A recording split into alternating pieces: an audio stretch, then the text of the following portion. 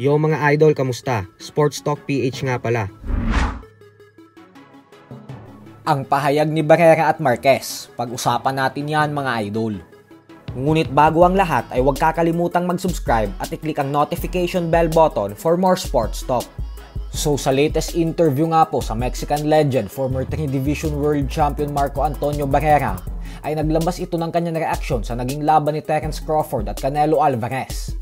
At ayon nga po kay Barrera ay katulad umano sa karamihan, ay nagulat din daw talaga siya sa napakagandang performance na ipinakita ni Crawford. Paliwanag ni Barrera na ang buong akala niya daw kasi ay masyadong malaking hakbang ang ginawa ni Crawford na pag-akyat ng dalawang dibisyon patungo sa 168-pound super middleweight, kung saan inaasahan niya umano na babagal at mawawala yung bilis at lakas ni Crawford. Bukod dyan ay inasahan niya din umano na titiklop si Crawford sa oras na tamaan ito ng bagsik ng kamao ni Canelo. Pero pinatunayan daw ni Crawford na mali ang lahat ng inaakala niya dahil kabaliktaran umano yung nangyari sa laban. At bagkus parang si Canelo pa umano yung nagmukhang maliit at dehado at nayayanig sa mga suntok na ipinapatama sa kanya ni Crawford. At nang matanong naman ito kung nasa level na daw ba si Crawford ngayon ng ating pambansang kamao Manny Pacquiao, ay sumagot naman si Barrera na bagamat hanga siya sa naging tagumpay ni Crawford, ay hindi pa din daw ito pwedeng ikumpara kay Pacquiao. Giit ni Barrera na tandaan umano natin na habang umaakyat ng dibisyon si Pacquiao, ay di hamak na mas malalaking fighters ang mga hinaharap nito, yung tipong sobrang laki umano ng size advantage ng kanyang mga katunggali. Habang si Crawford naman umano ay kahit umakyat daw ito ng dalawang dibisyon, ay mas matangkad pa umano ito kay Canelo at may reach advantage pa.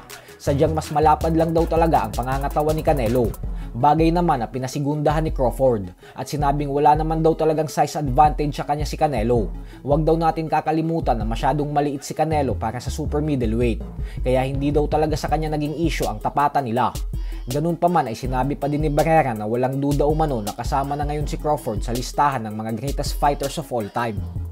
Sa kabilang banda naman mga idol ay naglabas na din po ng reaksyon ng isa pang Mexican legend na si former 4 Division Champion Juan Manuel Marquez sa pagkatalo ni Canelo Alvarez. At katulad nga po sa inaasahan nating lahat, ay muli nitong binanatan ang Mexican superstar dahil matagal na talaga nitong binabati ko si Canelo. Birada ni Marquez na maliwanag daw talaga na talo si Canelo sa laban.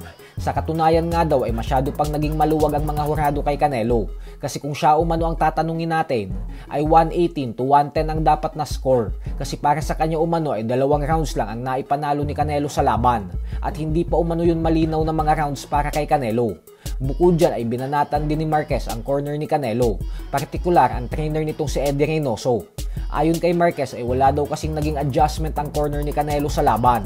Wala daw itong backup plan, kaya naman nagmistulang napakadaling laban lang daw nito para kay Crawford. At dahil umano dyan ay saludo siya sa tibay at galing ni Crawford.